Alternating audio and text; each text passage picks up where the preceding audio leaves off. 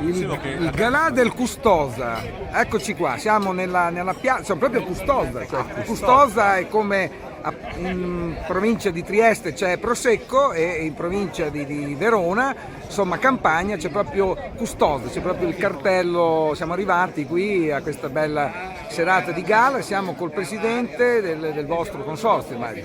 Il direttore del consorzio? Direttore. No, beh, lasciamo C'è anche il presidente. lasciamo l'autorità al presidente. Ecco.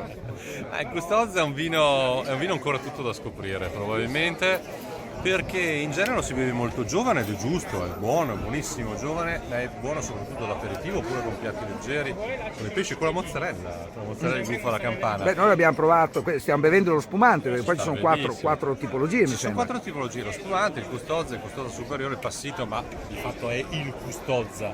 Le altre tipologie sono veramente piccoline come quantitativi. Però la caratteristica del Custoza è che invecchia in maniera incredibile. Normalmente primo e secondo anno lo si beve come aperitivo, con piatti leggeri, poi si chiude, ha una fase in cui si chiude e dal quarto o quinto anno comincia a tirar fuori le caratteristiche delle colline moreniche lasciate dai ghiacciai che formarono il lago di Garda e comincia a diventare estremamente minerale, estremamente fresco, estremamente speziato ed è un vino che regge tranquillissimamente i 10-15 anni di invecchiamento, cioè uno dei bianchi italiani che hanno maggior capacità di longevità, solo che questa caratteristica è pressoché sconosciuta, quindi il Custoza ha una bella vita alle sue spalle, ma ha una vita enorme davanti, perché si tratta ancora di scoprirlo appieno per queste sue prerogative che sono straordinarie e che sono estremamente territoriali.